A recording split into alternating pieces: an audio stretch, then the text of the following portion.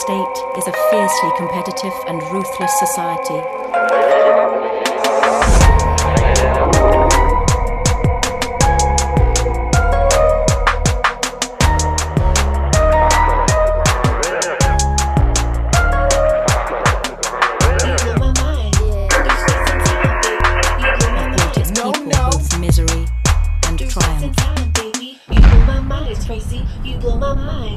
And now, After Hours with Rixx Javix. Welcome to After Hours with Rixx Javix. I'm your host, Rixx Javix, coming to you from the darkest reaches of low-security space, live from the Stay Frosty Lounge. Grab a cold drink, light a cigar, and let's talk. In-game, in EVE, my main character's name is Bei Artjay, and it's a bit of an odd name. And I kind of chose it fairly randomly, and then since... So that was like 7 years ago, and then like in the last year or two, like the phrase "Bay" has come to mean something quite different, particularly for Americans. Right. Which is quite a source of amusement, because I guess I've probably been slightly more space famous in the last couple of years, so people think that it's cute. Anyway, Rain takes the mickey out of me. So anyway, Bei Artjay is my character name. That's funny. I've played for about 7 years. Who do you fly with in the game? So I've flown with the Alliance, the group of people that I fly with, and have done most of my careers. A group called Ministry of Inappropriate Footwork. Sure. And we've kind of, in various forms, we've kind of evolved over the years and done different things. And I've kind of met them through a different alliance, and then I went away I've had a couple of breaks away from them to try out different things, like Brick Squad. I was in NullSec. I've been a little part of a low-sec pirate corp. I've done a bunch of wormhole stuff, and I've been around. I've explored quite a lot of different avenues of the game. I was in the Tuskers as well for their AT. I think it was 13 run. 13, so that was quite fun. Yeah. And so I've done all sorts of things. I guess my favourite kind of playstyle that I've developed over the years is kind of people probably. It's not something that it's kind of one of those playstyles that if people don't know you, you can get away with doing more stuff. Right. You know what I mean? Yes, I do. I do know that very well. Which is kind of I describe it as small gang objective PvP. Right. Which is quite a niche kind of thing. Like I actually enjoy shooting structures, and I enjoy manipulating timers to draw people out for a fight and putting them over a barrel so that I can kind of stress them out a little bit, and then and exploit those kind of cracks in people's relationships to get a fight out of them. And generally, I really enjoy when I'm fighting heavily outnumbered. And that means that you have to be super creative in terms of problem solving to achieve an objective. So that's really gets me excited in game. That's very cool. I guess that's inappropriate footwork to a to a degree, right? So I mean, most of the guys in my alliance are not really bothered about shooting structures. I kind of drag them into it. They kind of I'd say the majority of us are kind of small gang. What most people would call small gang roamers. Right. Small gang PvPers is kind of our bread and butter, I guess. And then I kind of drag them off to all bizarre ends of the universe to shoot stuff. Currently, we're actually merged into a corp, which is doing activity, and we joined the Culture Alliance. So we're having a lot of fun with those guys. So that's like another avenue we're trying out, kind of a more conventional nullsec alliance, I guess, which has been fun learning process in the last year. Oh, so. Okay, great. Yeah, we bump heads every once in a while with you guys, but not to any ill effect, of course. But no, it's good. It's good to hear. We have guys like that in our alliance. You know, people who are out doing very strange things that sort of just pop up every once in a while. There's one pilot in our alliance, Prada. I don't know if you know him, but I know Prada very well. Yeah, he's awesome. My exploits, he's amazing. He just shows up anywhere in EVE where there's a soft timer, and he farms in Tosis Links, basically, isn't he? Yeah. Like he just farms people in Tosis Link for kills, and he just pulls off some really. We have kind of we have a bit of banter in local when I see him now. It's like, oh, hey Prada, what's up? For a long time, I thought he was a CCP Fozzie ult. I was convinced that was right. Because he just went round to every flashpoint in EVE where there was a soft timer and used to exploit all different hulls, like usually cruisers, destroyers, stuff like Yeah, that. yeah, you never know. And just troll the shit out of people trying to Intosis. He does. He's developed a very interesting and unique play style. You know, he just sort of appears out of nowhere. Yeah, anywhere I'd in like New to chat to Eden. him one day. Yeah, he's pretty awesome. Yeah, he's a cool guy, and so I appreciate him very much. And every once in a while, like every couple of months, he'll win us some solve somewhere, which is pretty funny. Really? So yeah, we've done that a couple of times. We just lost a system not too long ago out in Fountain because we apparently we controlled a station there for a few days, which is pretty funny. So. Yeah. I think it was last year over the summer. We had a couple of systems down in Great Wildlands. That was kind of funny. So yeah, until the Russians came and destroyed us all, But it was a fun couple of days just trying out some new things. So yeah, I mean, I like that kind of play style. That's back when I was in nullsec, that's what we spent a lot of time. Sometimes it's boring as hell, right? And you kind of just make up stuff. So, I mean, there were times where we would go around and just try to crack POSs, and try to guess the passwords. And that actually worked a few times. I remember one in particular. I stole a nightmare once out of somebody's POS. Yeah, I couldn't even fly it. So we took it out and I got somebody to fly it out for us and had to dock it in a station. So, yeah, it was fun trying to figure out a way to get a transport ship over to pick it up, but that was a long time ago. But that kind of stuff, you just kind of seat of the pants, make up things as you go along, right? Definitely, it's kind of. I think it's probably why I like tournaments so much because I like the problem solving element of tournaments, and I like the problem solving element of small gang PvP. It's kind of, I think, like because I have a family and a full time job, I don't get a chance to sit my computer and play all day, which is probably a good thing for my health, because I probably would play it all day long. I love the sandbox nature of it. It's not like any other game, and I love. You can come up with. I can come up with content all day long. It's brilliant. But like the small gang, so like big fleet warfare stuff is kind of something that I've tried before and I do kind of enjoy. But I like to be the one solving the problems. So to be able to do that in my own time, I have to kind of do it solo a lot because. To fit in with my 3 or 4 hours of gameplay a day rather than people who can sit at the PC all day and fight huge nullsec battles. I think I'm probably most well known in the drone lands because I spent the last, until we joined the culture, maybe 3 years raiding drone lands. Oh, wow. Right around the time that PL sold all of their space to Legion of Exdeath. Oh, right. I kind of like we were low sec pirates in the Legion of Exdeath area, and I kind of like I saw this happening, and I was like, I wonder. There's going to be a lot of mess there. Right? Yeah, it was around about the time the jump drive changed. Right. Yep. So we did a bit of scouting, and we saw whole regions of space where there was these very valuable R64 moons, like with small posers in, no hardeners, no guns anchored, like whole vast regions full of them, basically where PL had sold everything and transferred it to Exdeath, and Exdeath had just gone, oh my god, there's so much work here to do, and they just did everything like bare minimum effort. Right. So at the time that Solar, I think it was hitting Exdeath, they were kind of distracted. Like we snuck to the back end of Dronelands and we raided Outer Passage, and we took out a load of these R64s to the point where we had something like a 5 billion-isk day income from stealing Dispro moons and things, and that's that was awesome. like that. Like I was already interested in small gang kind of objective PvP before that. Like ever since I started living in wormholes, and we used to kind of dismantle people's homes in wormholes and stuff, and that was fun.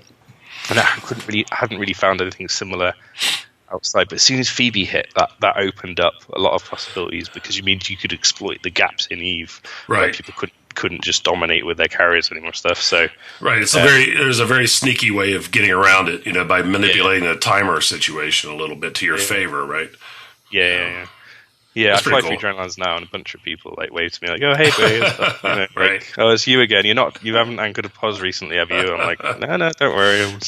That's funny. That's funny. That's kind of cool. I remember it's probably been 6 years ago now, but there was a time I was in an alliance that was living in the Spire, and our next door neighbors was a Russian alliance, and then there was Hydra. And I don't remember exactly how it all happened, but there was a time when one of them just picked up and left. They just disappeared. And it was a very similar situation to that, where we just started raiding that space, and they left all kinds of stuff. Like there were posses that were around that didn't have bubbles, and it was just like a lot of stuff left in space, and so we just took it all. Yeah. It's just like, hey, you just fly around until you find stuff, and then hey, this thing's full of battleships. So that was a good day too. Those are kind of fun. So how did it obviously is a natural progression then to start working on tournaments and stuff. So you did fly in the Alliance tour. Are you going to fly again this year? Are you guys in it or?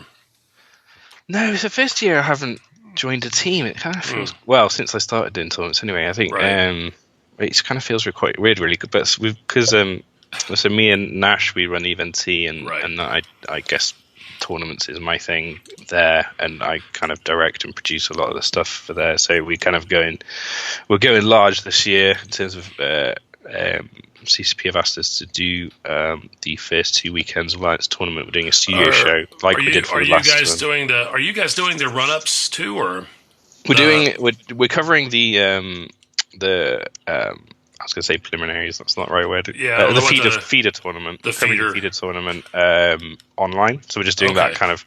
CCP have kindly agreed to let us have a couple of streaming ships in the arena, so we can bring the action probably from one arena. Okay, all right. At the moment, so is the plan. It should be fun. And then so we're doing that online, and then for the first 2 weekends of AT, we're actually going to do the studio show like we did first year. Yeah, you guys did a great job at that last year. I find the idea of we were just talking about this on Alliance Slack today. I find the idea of the feeder tournament to be quite interesting, because it's the first time this has ever happened, right? I don't remember this ever happening before. So there was a similar thing. Was there around about 89, I think, or 8010, where so it was kind of a bit like the World Cup, where they to get into the Alliance tournament, you had to take part in kind of like what's it called? Is it Swiss tournament or something? I can't remember. Yeah, where there's like a group of 4 and then you have to be the top. It didn't really work because it kind of ended up that some matches were completely pointless. Like you'd already kind of got into the tournament, and so people brought trolley setups, and people made deals with each other, and so they've tried something similar in the past that didn't really work, and I think they're just revisiting it this time round. I think it's pretty awesome. I mean, I hope it works out the way they expect it to, because in theory at least, it sounds great. Just let them fight it out, right? Yeah, I think it'll work out well. I think the only risk is Logibro and Fozzie burning out because they put so much time and effort into supporting tournaments as part of their jobs, and they also volunteer some of the time as well. And they've got like the schedule is like 8-hour days on Saturday and Sunday they come in to do, which is crazy. But crazy. It is crazy. Which is very generous of them to actually do that for the players. It's really cool. I think because a lot of people do get frustrated with the draw. It creates a lot of aggro, and it kind of people get upset, and it's kind of. Well, I mean, they're caught between a rock and a hard place. You can't have every alliance who wants to be in a tournament. It would never end. It would go on for forever. So there's got to be some system, to determine who's going to be in or not. And it's like well, you're over there, so you're not really familiar with March Madness and the NCAA over here. But it's any tournament, I guess, is the same way. There's always those couple of teams that probably should be in it but get left out, and they always cause a lot of. And I know last year even there were a few teams, that really probably should have been in it, but they just for one reason or another, the random draw is random, so somebody's always going to be left out. So I kind of like this a solution. I hope it works, because you're never sure in Eve, especially if it's going to actually work or not, right? Yeah, I mean. Like Eve tournaments are a very strange thing from a game design point of view.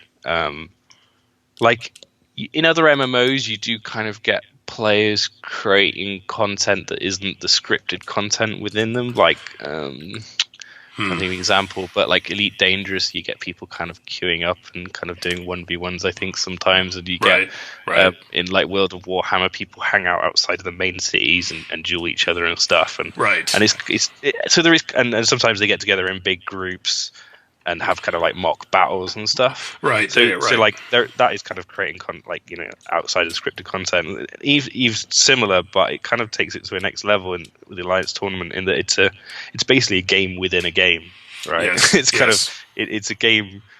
It's got its own rules. It's got its own it's not kind of mechanics that are slightly different from TQ because of the boundaries of the rules that exactly put on it, and that kind of like it means that it's kind of really hard to develop. You can't really test it in the same way with any other game. Like so, CCP can't throw. The only people they can test it with is internally, really. Right. And obviously getting like 30 CCP staff together to actually test that, I'm sure is quite a challenge for them. It's probably as hard as it is for us, right? Yes. So yeah, exactly. So it's similar to, I guess, so they have to kind of like use their best guess, I think, to develop things. So they rather than come up with something completely new, which would be quite risky, they've kind of just tweaked things over the years throughout Alliance tournaments. So it's evolved a lot. Like the first Alliance tournament looks very different from Alliance tournament 15. Oh, absolutely. But each one is kind of like just changed a little bit, and I really like that kind of evolution of the tournament. And they've never kept things exactly the same because they recognise to get the perfect kind of balance for it, they have to keep tweaking it and keep making it good. Well, exactly. The game itself changes so much between a year. The ships, the modules. The command. Like this year with the links. That's going to be. That's going to be. That's huge. going to be important.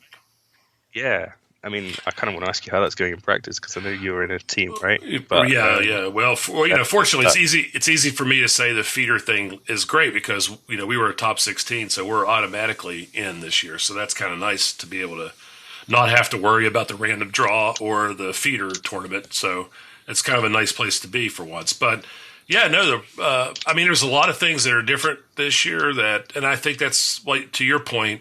Every year when you were saying earlier, which Alliance tournament was that X happened?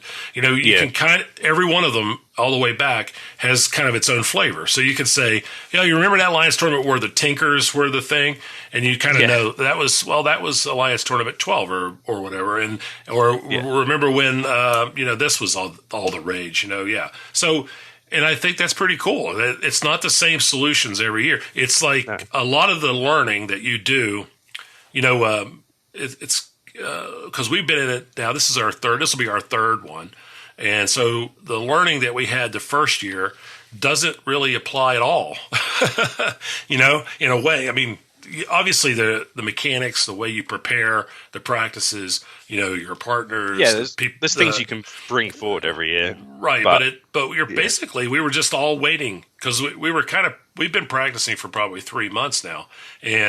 But all those practices were really based on last year's meta and what we thought this one's was going to be. So you kind of wait around with bated breath until the actual rules come out, and you're like, oh my God, everything's not good. We got T2 drones this year. So, T2 drones, command burst, those are the two big things. I think they're going to big impacts. They're going to have huge impacts. Yeah. I think we're going to see a lot of upsets this year.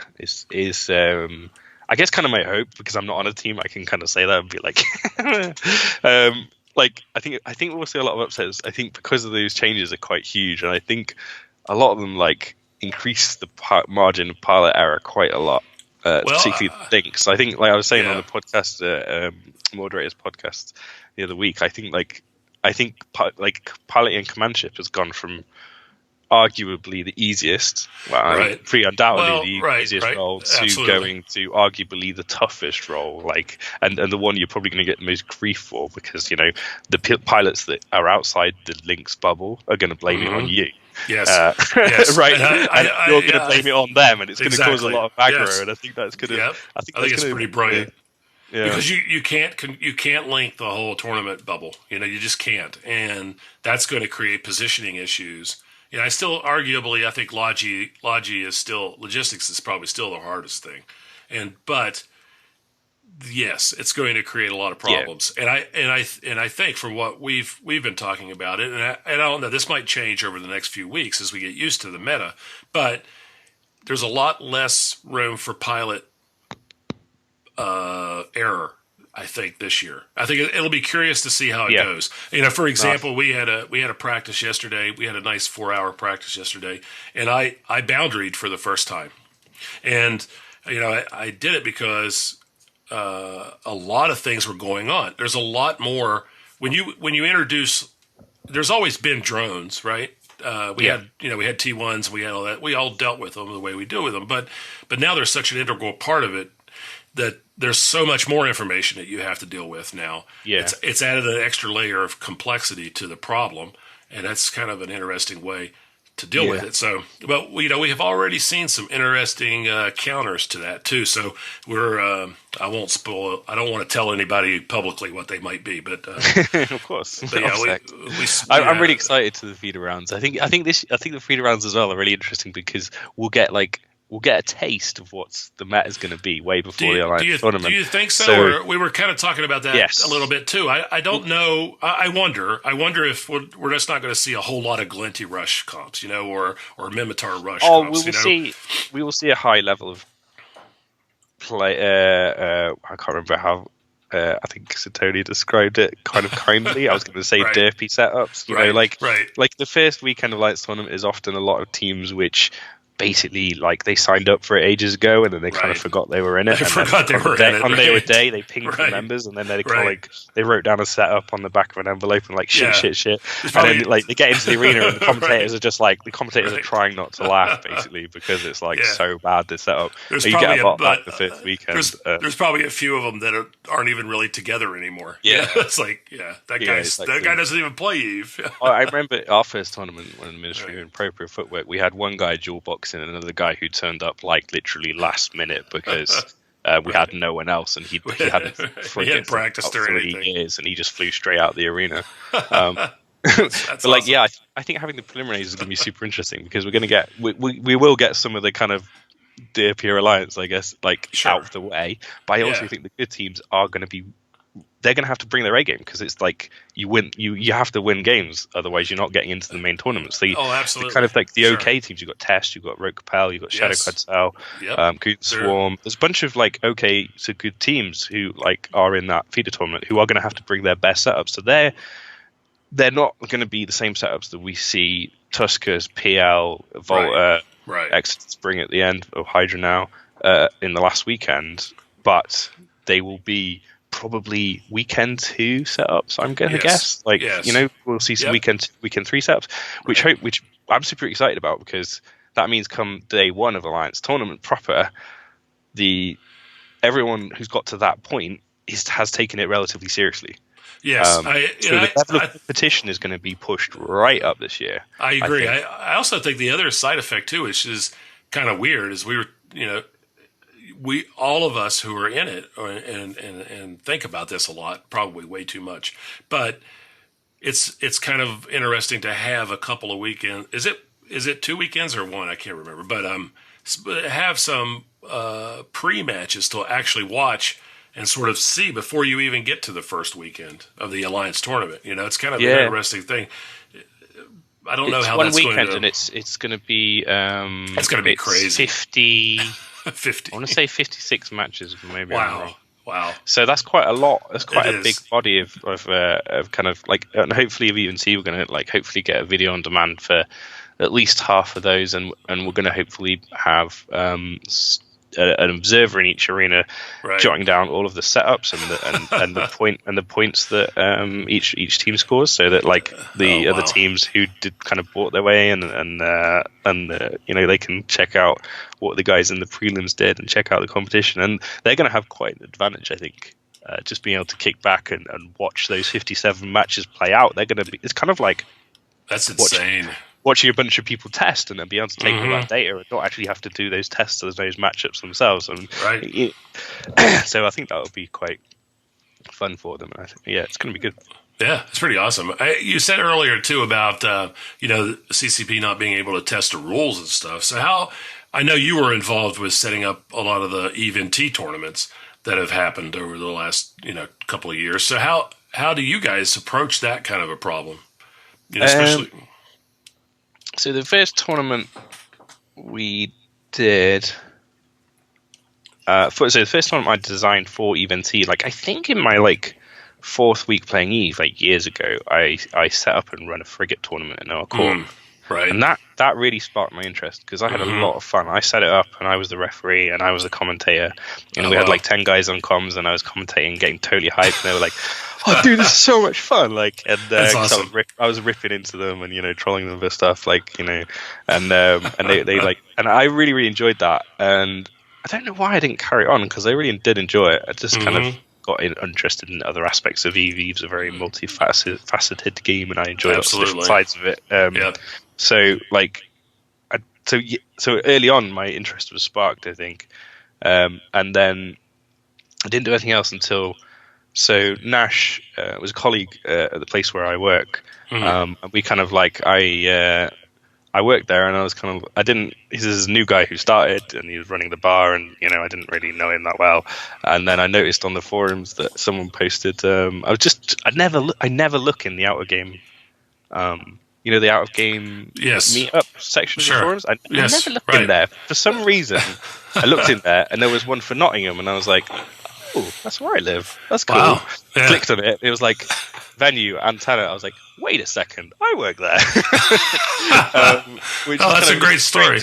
And I looked up his character name. I read his blog, and I did a bit of cross-referencing. And then like there was a tattoo. And, oh, that's that guy. That's awesome. Wow. So I went over to the bar and I said hello and introduced myself. And I'm kind of, I guess we just kept chatting and got excited about EVE.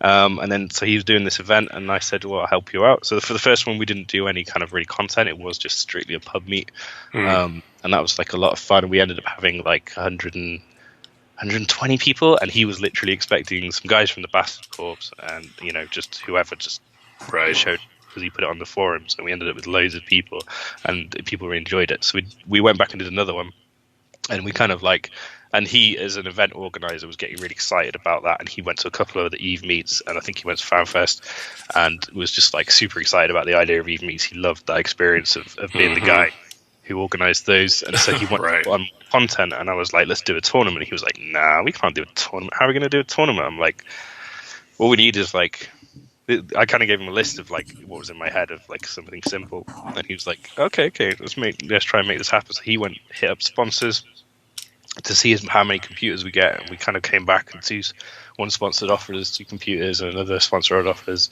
another 2 computers. So okay, we're going to do a 2v2 tournament, and that's basically how I designed the first one. Wow. 2v2, and at the time I was kind of friends with or a guy called Bob Shafto's poked me, the now infamous Bob Shafto's. He poked me and just said, kind of, "What's up? I'm going to Nottingham too, and I heard you doing a tournament," because I posted about it on the forums and said, "Is anyone interested to helping me set it up?" So me and him basically wrote the rules for the first one. And I had the concept of this pre-fitting.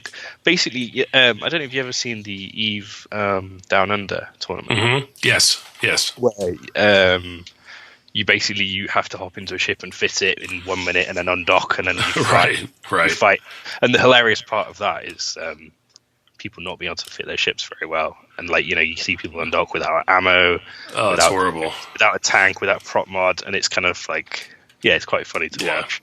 Yeah, I actually experienced that firsthand at FanFest. I signed up for that PvP tournament. We had 2 minutes to fit a Gnosis, and you think about it ahead of time, and then when you sat down, first of all, for me, the mouse was wrong. The keyboard was set up wrong. You don't realize you don't realize how much of your EVE experience is about key binding and the buttons on your mouse. And where the overview is and everything. Yeah, and how you set the overview up, and you're like, that column should be telling me the speed. Why is it not telling me the speed? I've been playing EVE for almost 9 years now, and I have literally never sat down at a foreign computer to do it. It's always been my computer.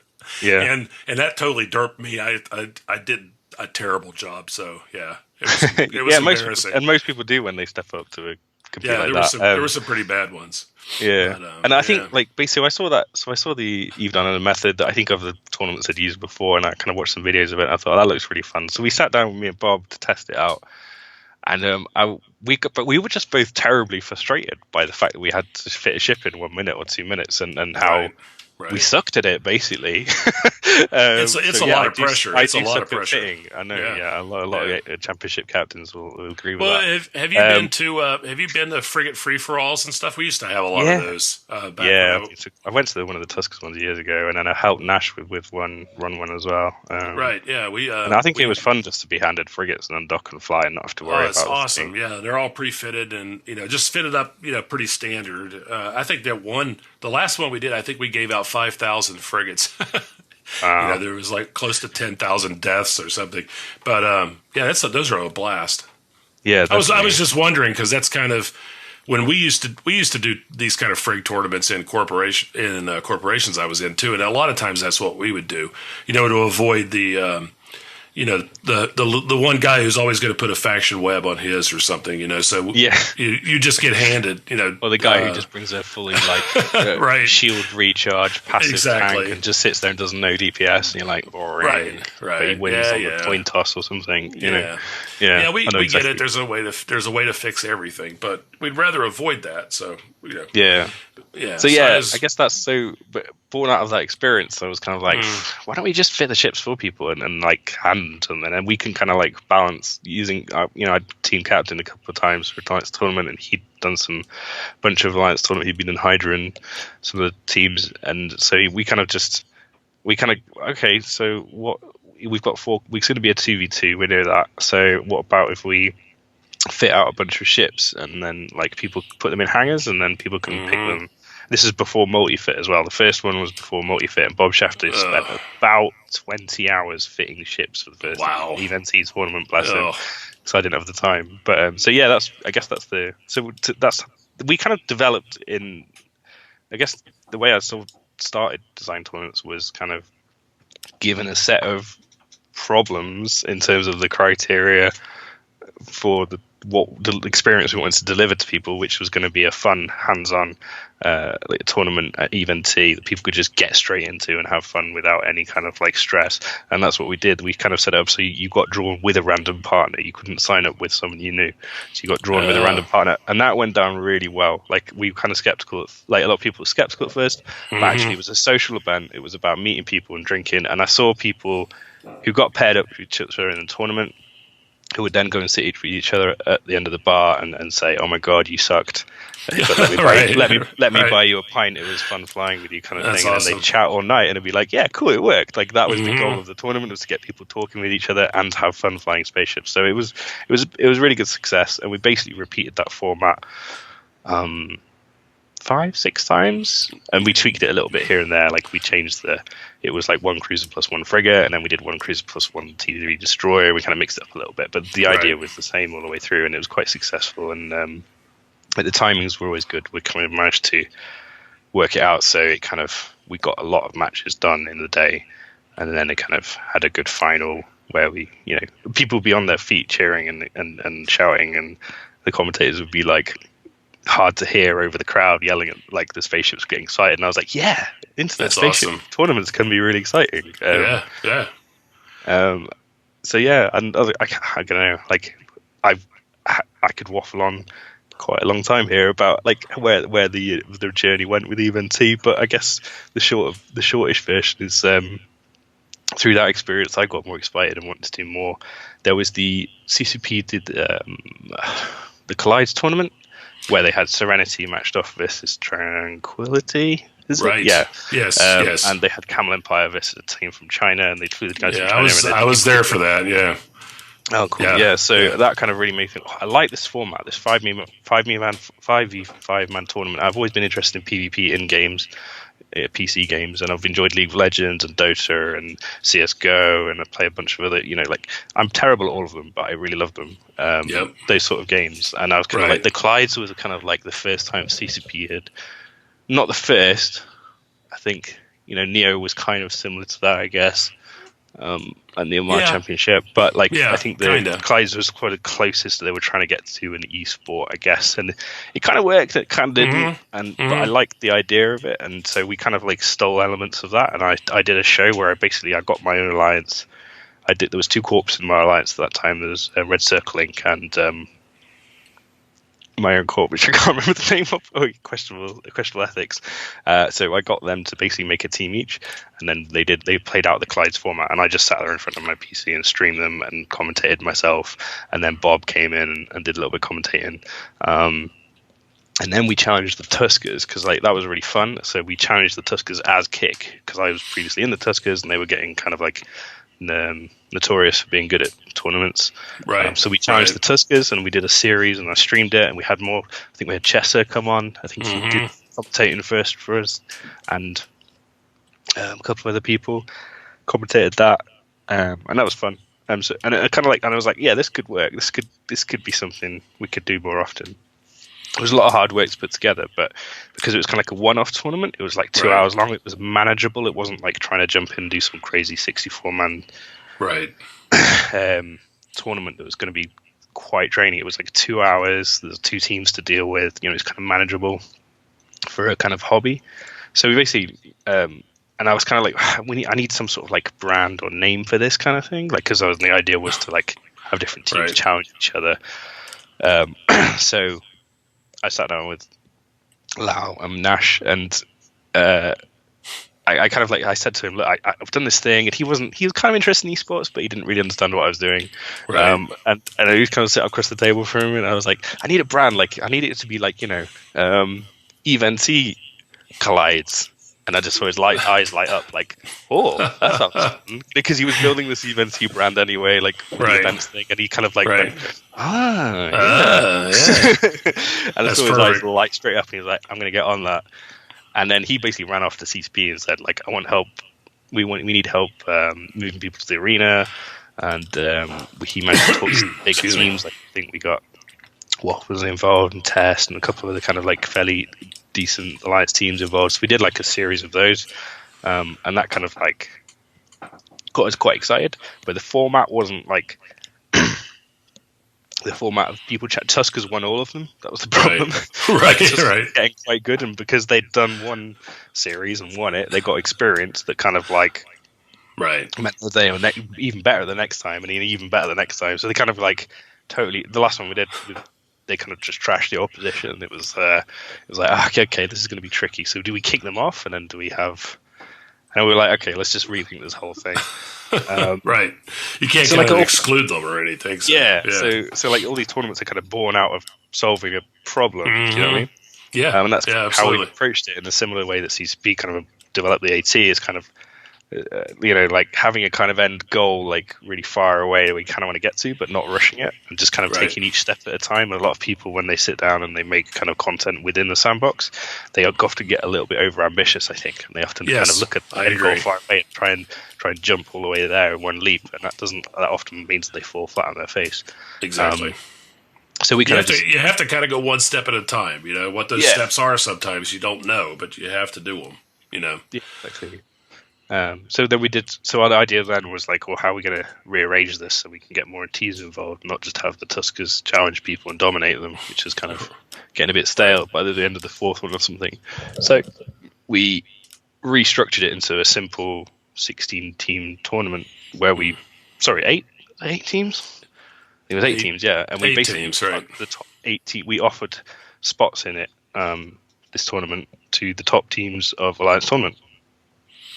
Plus the Tuskers, plus I think it was Sleeper Social Club because they were the last ones on previous series. So that ran throughout 8 months, and this is a long time, alongside the events and stuff. So that we did 1 month of those. So it was 2, and that was super fun. And then CCP kind of cool. These guys are actually pulling off something that's regular, which a lot of players don't do. That was so we started to build up a little bit more trust with them, and also we were working with Guard a lot with the event. So we kind of we are kind of in a very fortunate position, and something we don't take lightly. And that CCP have given us quite a lot of trust over the years, the last 3 years, and that's not something that they give out lightly. It's something you have to earn. They don't. They've been burnt a lot of times in the past with players. Yes, they have. Yes, countless times, to the point where it's hard to get help from them for these things because the risk is just so high for them.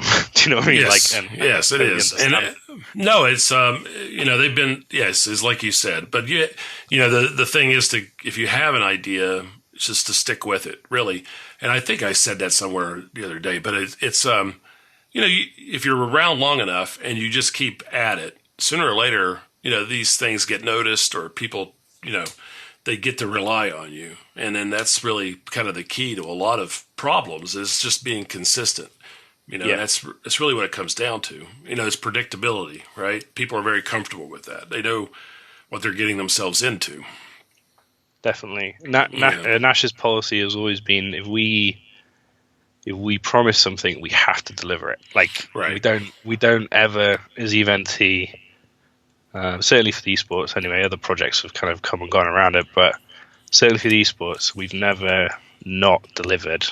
We've always kind of said, this is the tournament we're going to do, these are the teams we're going to invite, this is how many episodes we're going to do, and we've done every single one of the ones we've kind of set out to do, which is kind of, I was trying to add up how many episodes we've done, and it's my goodness, it's a lot. It's got to be in the hundreds, I would think. Yeah, by now. So it's quite a lot. So I'm sure that's all that sort of led kept everything going. Yeah, sort of led up to taking a little bit of that off of CCP's shoulders last year with the AT, I would think. That was that was again born out of that was again a solution to a problem. Right. In the basically, so I think I'd applied for Alliance tournament commentator and Satonia and Ryload, and I don't think Apoth applied, but he kind of wished he had, because he loves it so much. And none of us were lucky enough to get to Iceland that year. And I was kind of sitting into the bar with Lau, and I was like, well, they're not going to stream the first weekend this year, are they? They're just going to play it offline. And I was like, well, we didn't get the opportunity to be involved with the Alliance tournament, and why don't we just kind of like step up basically, and just kind of say, well, why don't we create our own stream for the first weekend, and ask them. We've built up this level of trust with CCP now over these years. Is it worth pitching to them and say, look, can we get into the arena? Can we bring it to the fans? And they kind of, I think because of the years of trust that we built up with them, they kind of said yes, which is also kind of surprises when they said yes. We thought, Alliance Tournament has had a lot of controversial points in its history, and trusting players with that level of access, we were kind of skeptical whether or not they would give it to us. Right. But they said yes, and then we coming in, oh, okay. Oh, cool. And then Nash was kind of like, well, we can't just show up and stream it and kind of,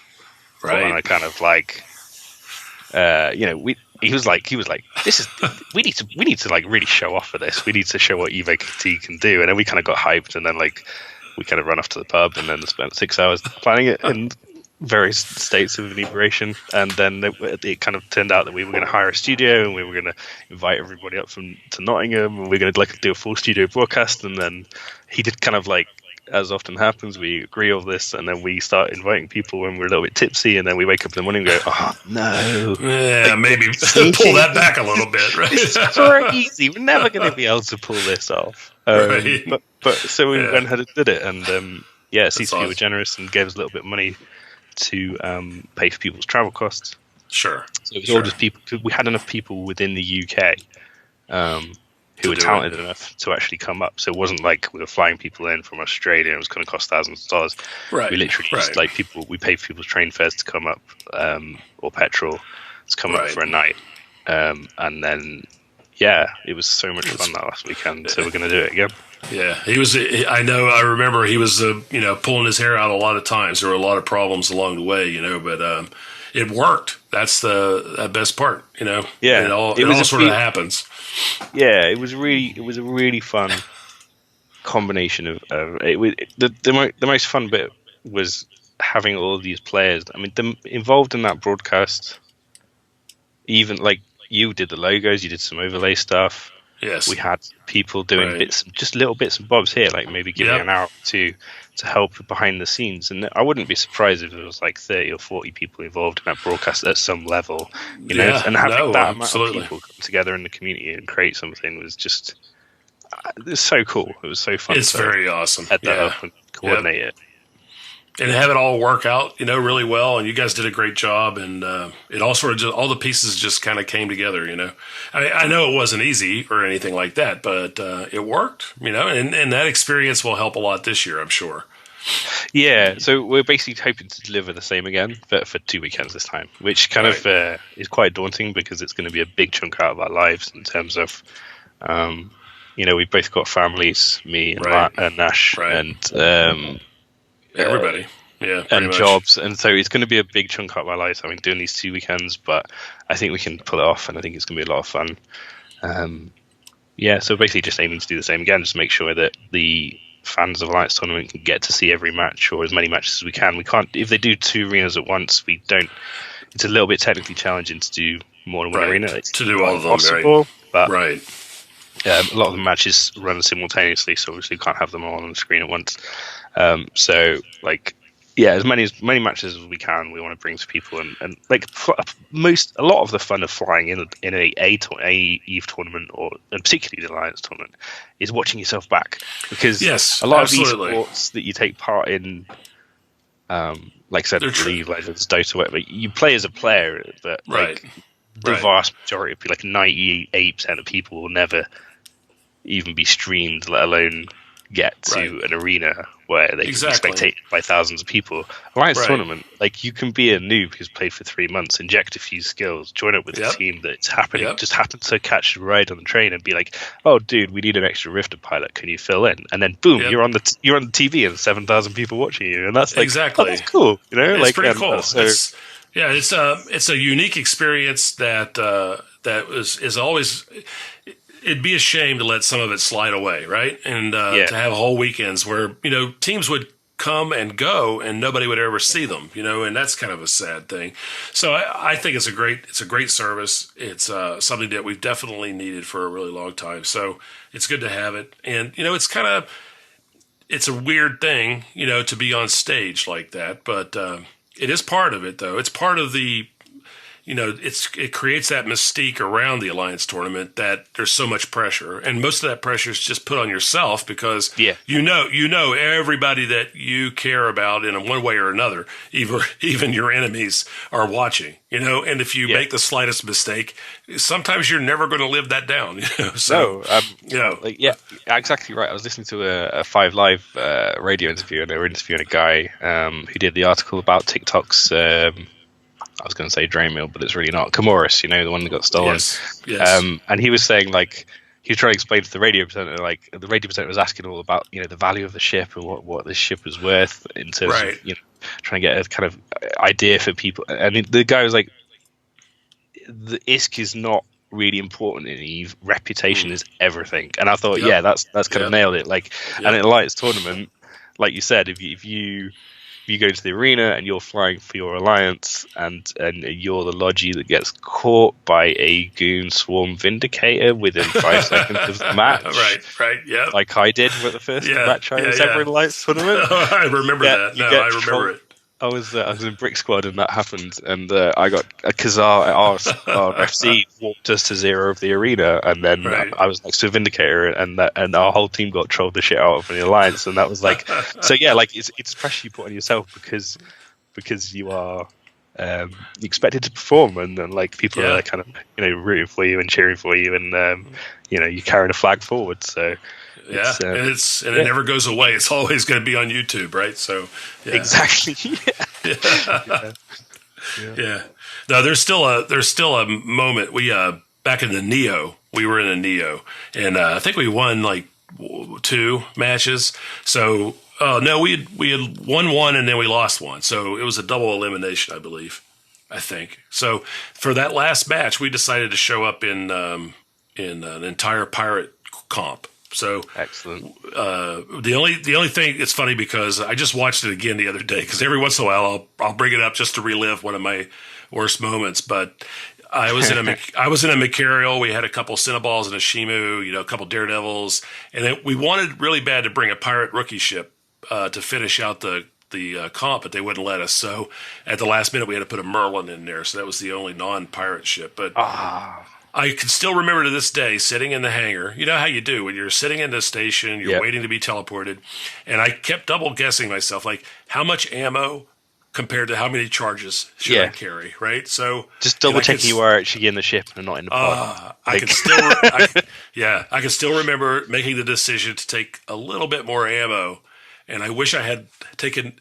It all came down to one extra charge, one extra cap booster, and so we already had won the match. There was only 2 Armageddons left, and we were killing the one Armageddon, and we had 2 Cinnaballs left. It was against 2 Armageddons, and one Armageddon was going down. It was no big deal, and I ran out of charges, and oh no. Oh yeah! So right at the very end, it's like, oh well, and Fozzie and whoever the other commentator was not helping things at all, because they were like, oh yeah, Stay Frosty's got this, no problem, unless they, and then it's all like, wait a second, I think they could lose that material, and I'm like, oh god, no, one more cap booster, if I could just have that one more shield regen, I'd be fine, but yeah, boom, so that's brilliant.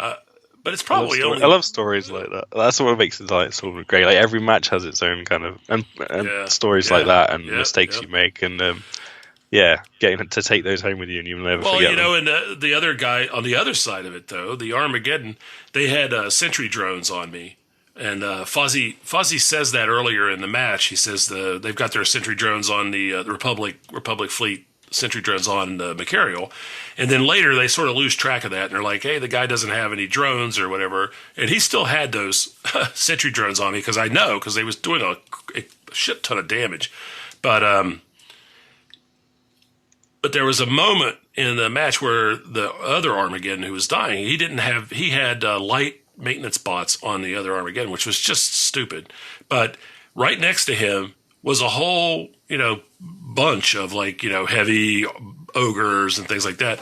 If he had scooped up a few of those, it probably would have changed. It might have changed the entire match, but it's and any match that you fly in, whether you win or lose, there's always those moments where that one little thing, and that's I try to teach that to all of our guys, to make sure, you double, triple, quadruple check your fits and how many charges and ammos and drones, make sure your drone bays are full and everything, because a lot of them come down to that tiniest little thing, Yeah, and a lot of matches are swung by those tiny little errors, and no matter how much you plan, how much you prepare, I'm sure you guys find this all the time too. It's always the stuff you don't know about that's going to get you. Either for a positive or a negative. Like somebody makes a mistake and you can take advantage of it, or one of your guys makes a mistake, and it's just always the way it is. There was a moment, not last year, the one before, where we were in a match against. I'm trying to remember who it was now. I think it was the streaming guys. What were they called? It was like Typhoon matchup, almost identical setups. Right. But they had a polarized bomber, and I didn't know that. We weren't priming the bomber. It wasn't Spectre. Was it? Spectre? No, it wasn't Spectre. I forget the name of the court now. Oh, but anyway, it was like really, really close match, like absolutely on the edge of our seat, and it was like on a knife edge at about 6 or 7 minutes in. Like a really key kind of point where it's like the stalemate is just about to break, right? And then we switched primaries, and then one of my guys was like, can I shoot this bomber? I'm right next to it and confess. And I was like, absolutely shoot the bomber. Like, duh, why didn't I call that primary? Like, absolutely, just take him out. Right. And he one-shotted him. And I was like, wow, okay, cool. And then the match just tipped in our favor. And then we looked back at the kill mails and we're like, this one bomber basically did like 50% of the damage of their team. It was just ridiculous. Like, he was just spamming torpedoes the whole time throughout this match. And like, because my court mate made the decision to just pick that guy off at that time, basically gave us the match. And it was like, sometimes those random elements, although they can screw you, they can actually make your day as well. Yeah, absolutely. That's one of the reasons why we're not big fans of ECM, because it's such a random. It's tough. I mean, I've seen teams that actually we fought one of them last year where they had like I think 2 or 3 Kitsunes or something, or Griffin. They might have been Griffins. I don't remember, but ECM ships, and they right from the beginning, you kind of need to land those jams, and they didn't, and that really kind of spelled the doom, because not to blow our own horns, but our guys are really good at the support stuff. Our support wing is very good. We are not so good in some other things, but one thing that we do a lot of in low-sec is fly small ships. So our guys are really good at that. They wipe out those the other support wings a lot. But we're not. I mean, we have our failures. We're not as we don't fly big ships a lot. In low-sec. So every once in a while, but we get it. We got a pretty seasoned team this year, which I'm very excited about. A lot of people are excited about it, and we've had a lot of good practices, and we've got some good partners that are that we're practicing against. That are some of the top tier teams, and that was a huge help to us too. And I think that's another thing that's often overlooked. Is the quality of the opposition that you're practicing with. That's tough for teams that are just starting out. I don't know. Yeah, definitely. Yeah, that's. I often get newer kind of captains poke me and be like, people I kind of know but not really. Often they kind of like, yeah, our alliance is going to do a tournament team this year, Bei. I'm like, oh, that's cool, it's cool. And then they come and they're like, it's really hard to get people to practice against us. I asked the Tuskers, but they said no. And I'm like, no offense, you would be wasting their time. That's why they said no. It's not because they don't like you. It's just that they've only got X amount of practices, and this year it's even tighter. Of course, they've only got X amount of practices, and they want it. They want to practice against the toughest opponents possible, because that was game. Right. And when I was in AT, when I was flying with Tuskers that year, I think we went pretty hardcore with it. We had 3 practices a week, 4 maybe, and some weeks, and we practiced against loads of teams. And I mean, Tuskers are just naturally a great tournament team because they're a collection of good pilots who know mechanics of Eve inside out. Absolutely. They really understand mechanics of Eve, and so it was naturally just really easy for them to start doing that. Yes. And we just dunked partners left, right, and we dunked Rope Capel, we dunked these other guys, and it was just we'd go to a practice and we'd win 6-7 games out of 8, and it would just be like, come on, we're not really, we don't feel like being challenged. And then we flew against Exodus and we lost most of the time because they were so experienced, and because they understood tournaments at that time far better than the Tuskers did. And I think we probably it was the reverse. So we'd play 6 or 7 matches against them. If we won 2, we'd be super hyped because we took down 2. And all throughout training, I think every Saturday then we kind of fought them, and they dunked us over and over, and that made us so much tougher. Yep. When she got to the tournament, and then when we beat them in the actual tournament, that was probably the most exciting match feeling at the end of a match for me, because they slam dunked us time after time in practice, and then we got to the actual tournament and we knocked them down, and we got into the last 8 through that. It was nice. Such an exciting feeling. Yeah, so pick the hardest practice partners you can find. Yep, it helps a lot. I think another thing that helped a lot last year, last year was the first year that I believe it was Test Alliance did the open practices. They had that set up. That was a good thing. So those are brilliant, because you don't know who you're going to be fighting against. It's just sort of randomly whoever's ready to go, and that was kind of a nice thing. We participated in that a little bit, not all the time, but every once in a while, just to get some randomness to who we were fighting. But we had a very lucky practice partners experience last year. We're still we've got actually. PFR?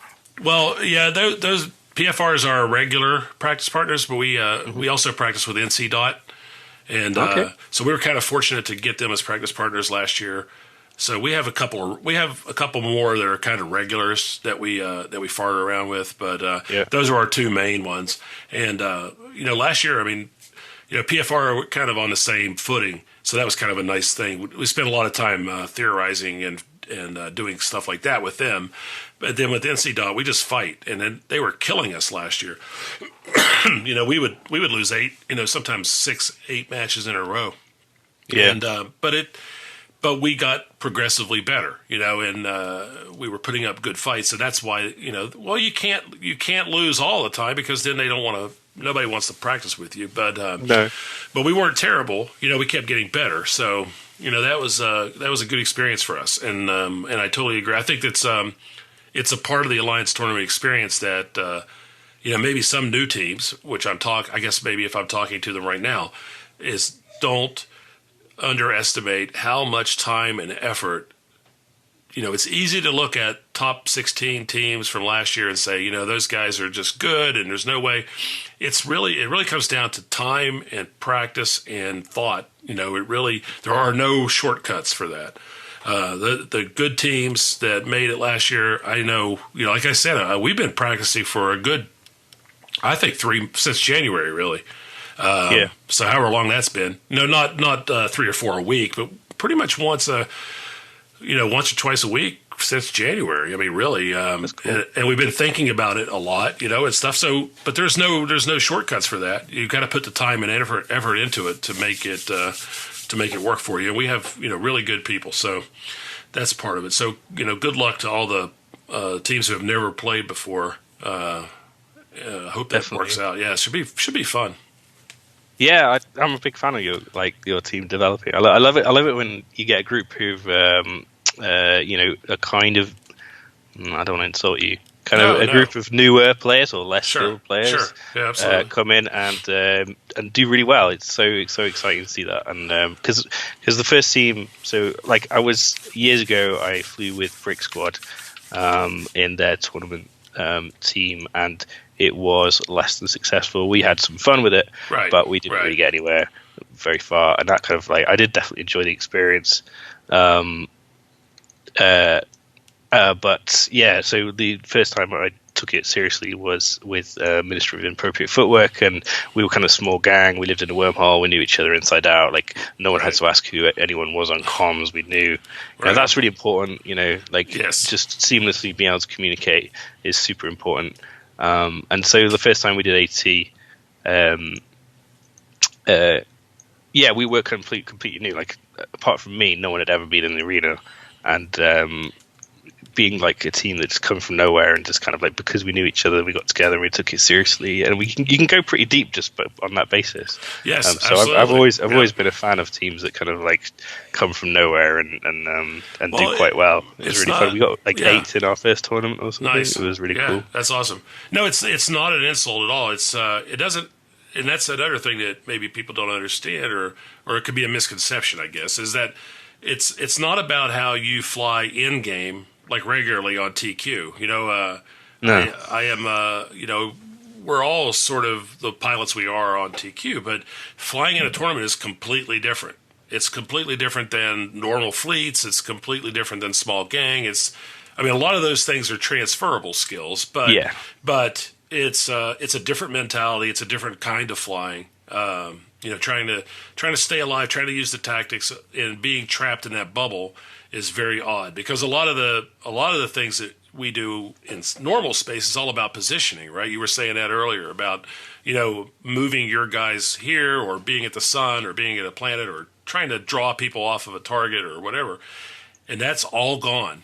There is none of that. It's all. Well, there is some of that a little bit, but it's very micro. It's if I can get the Logi, out of Logi range of the other team, or force them out of the arena, that'd be nice. But that's a little different strategy. It's very odd, and it takes time. Your team, our first year, not last year, the year before, we lost our 2 matches, and because we really weren't prepared for it. We didn't really. A lot of these things that I'm saying now are because they were hard learned, right? We took it. We didn't take it very seriously because we're Stay Frosty. We're pirates, right? And it didn't work out for us, So we took it much more seriously last year and this year too. But we're still having a lot of fun, though. It's not about that. It's. But yeah, it takes time to build a good team, Yeah, it does. I think it was. I met Garmin. If you don't know, he's one of the Hydra captains from when they were at their peak, I guess. He came to one of the eventees, and I kind of had a chat with him, and he was like, "Oh, Ministry of Appropriate Footwork. Oh, we hate you guys." I was like, "Why?" He's like, "Well, because you kind of showed us up a little bit, and like because you came from nowhere and you were there, like when CCP said we need some teams to practice, and you showed up with 12 guys, and like we were like, oh, who the hell are these guys? And like you took it really seriously, and like there was only like 4 teams that took it seriously at that time. Like everyone else was kind of just like there for a bit of fun, and like when you and who was it, else was it? I was going to say it, not Band Apart, not you guys. Well, what year? Agony Empire. Agony, yeah. So Agony were pretty serious about it. They'd start taking pretty seriously as well. So kind of like teams that were kind of like mid-level, kind of top 16, top 32. When they started kind of like putting some effort in and training, it meant that the bigger guys had to really up their game, and they had to do more metagaming, and they had to start sparring more, and the pressure kind of went up them. So he was kind of like, he's like, it's good. Like he was really complimentary to me, but at the same time he was like, God damn it! Like you ruined that, it was like just PL and Hydra could show up and just take prizes home, like now they got to work at it. They made it work for it. So that's pretty funny. So I think that's like great. Since around about probably 87, 8, like the competition's just gone up like massive shit. It's like it's just a big steep.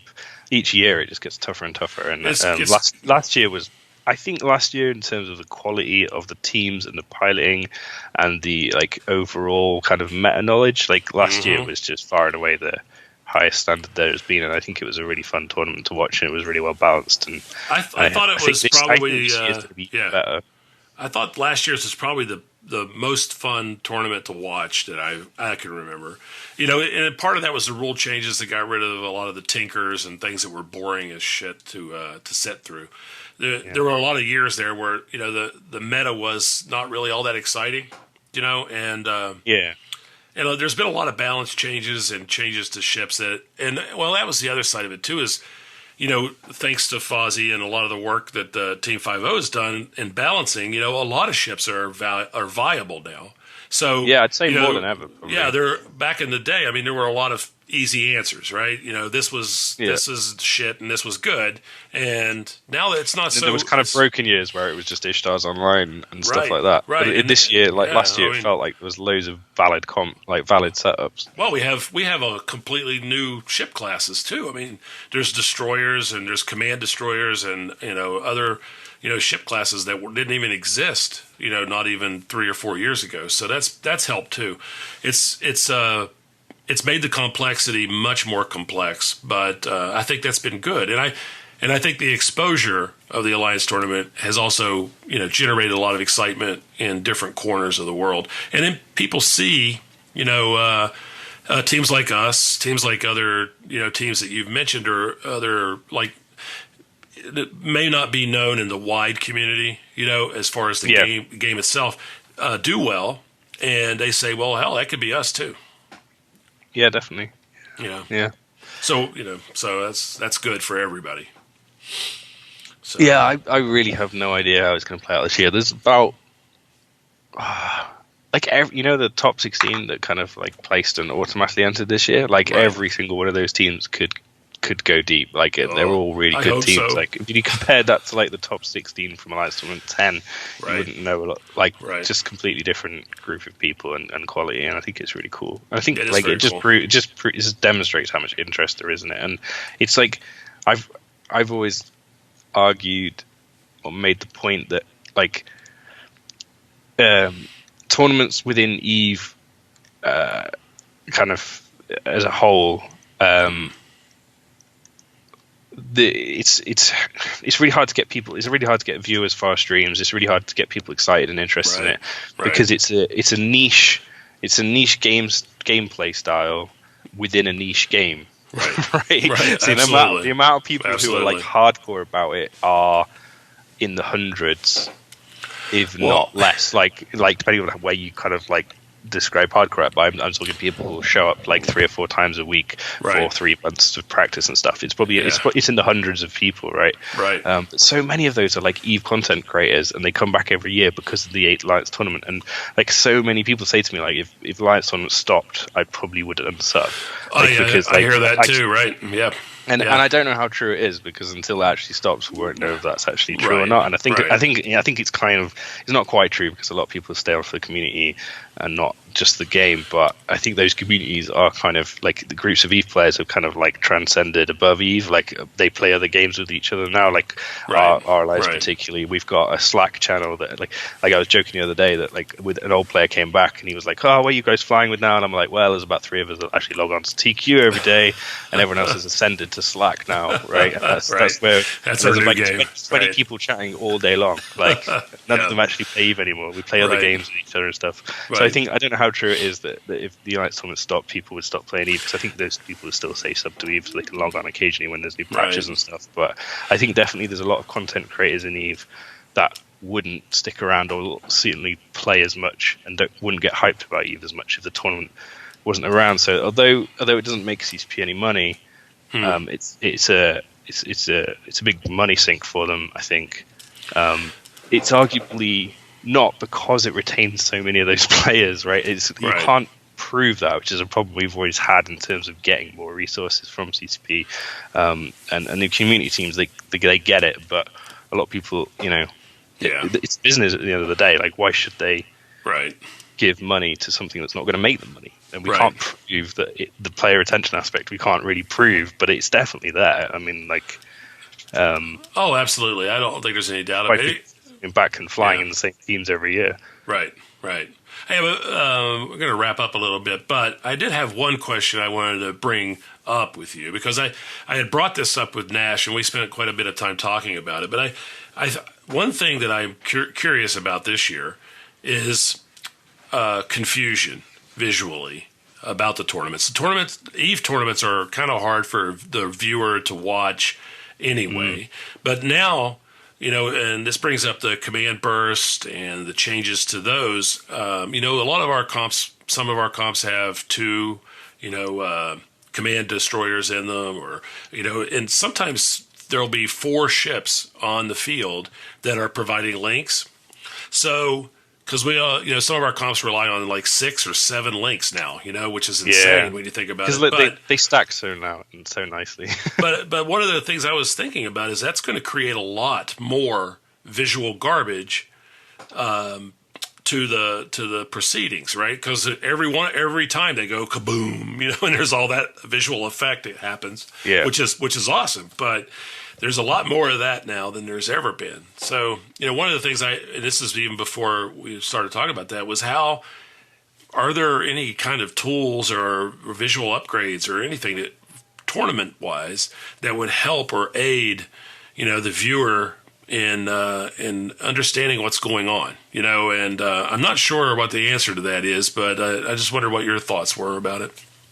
If you thought about that, it's a big question. It is a big question. It is a big question. We've thought about a lot with all of our tournaments, is how we communicate what's going on in the arena to the viewer. It's super hard.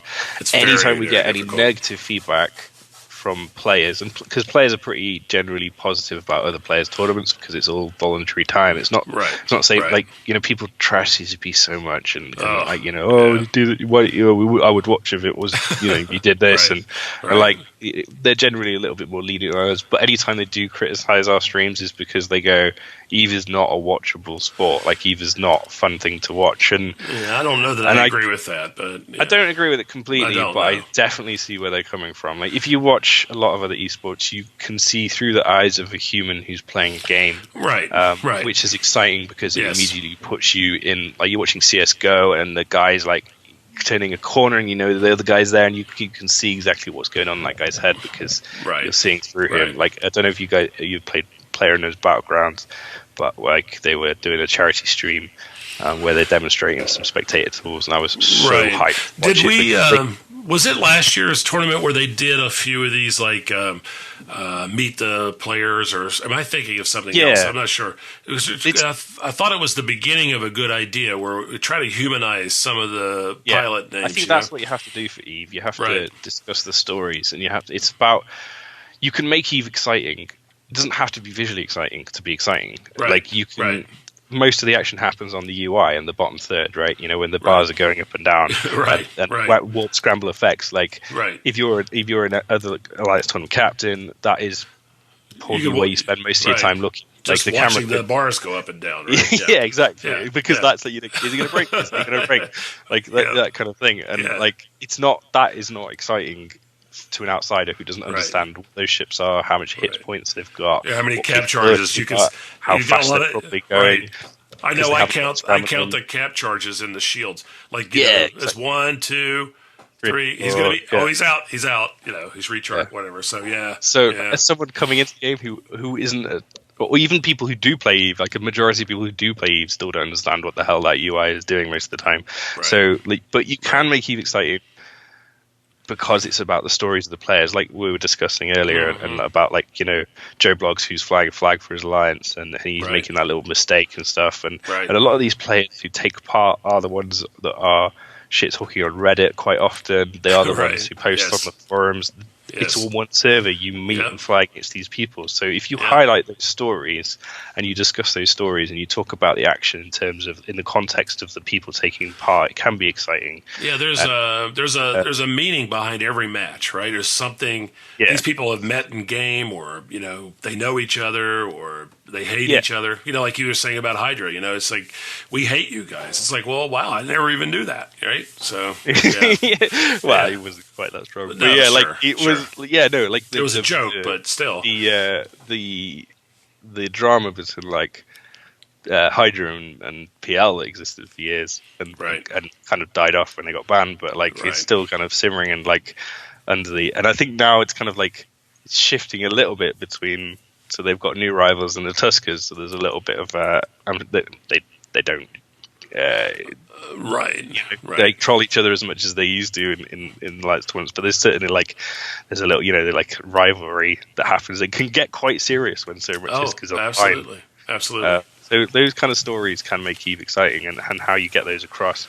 And if you discuss, and obviously the majority of the people watching Alliance tournament are the players themselves, actually. I've noticed there's definitely a correlation between number of players taking part in the tournament and number of people watching the tournament. In all of our tournaments, that's how it's been. It's if you've got 400 people taking part, then you've probably got around about 400 viewers, maybe double that for casuals who are kind of popping by, friends and alliance mates and stuff like that. That's just kind of my general rule of thumb. So a lot of people actually watching it are the ones taking part. So if you discuss things like fittings, how things are fit, the value of certain ships, the setups, the commentators just discussing those, that can be an interesting thing. It doesn't all have to be visual with Eve.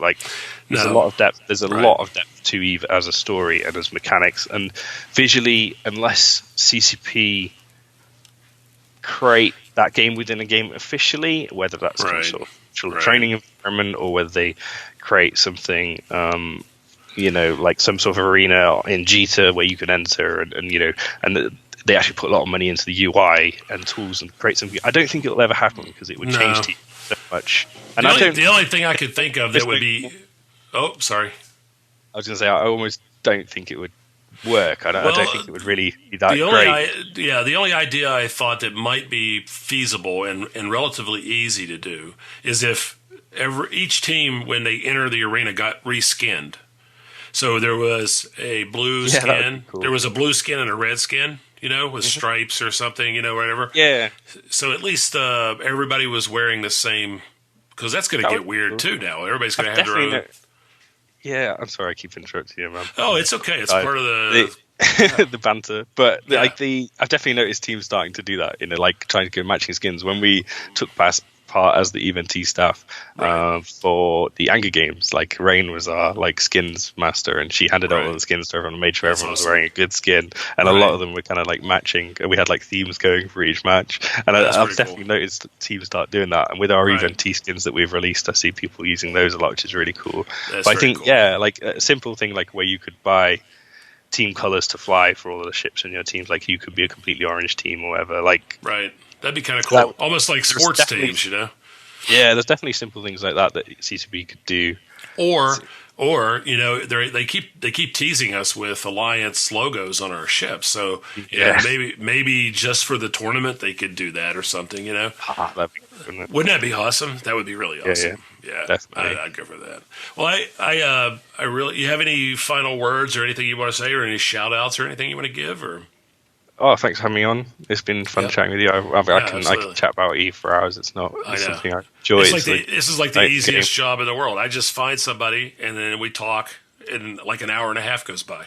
I like when it comes to tournaments in particular, I can talk about like the theory behind like how I design them and how players interact with them, and I find it an absolutely fascinating subject. I could talk about it all day long. So, I think maybe we'll. I know Apotheny wants to get back on after the tournament, so maybe we'll do a little roundtable. That'd be kind of cool. I haven't done that yet. That's kind of an interesting idea. Maybe I'll see if I can get you and Apotheny and maybe a few other people on, and we could do a whole like after the AT sort of catch up, see how things went. Yeah, so often isn't a post one, is there? Like, no. That'd be kind a lot of people do them before, but not many people. Like afterwards, everyone's usually so burnt out. Everyone kind of takes a breather, and there's always like a post AT like, don't talk to me about Eve from a lot of the big teams. Like, do you know what I mean? Right. I'm going away to other games from. I'm not logging on for a month. Yes, yeah. I know I did that last year. I was so tired afterwards. It's like, I'm not going to play Eve. It's really draining. Like, it is. If you go deep into it. It's emotionally draining. It really is. I've cracked a couple of times and walked away from the PC from the stress of it. Definitely from being team captain. I don't like being team captain anymore. It's crazy. All right. Well, hey, I appreciate you coming on and spending some time with me. Anytime. Thank you very much. Yeah. Cheers. Cheers.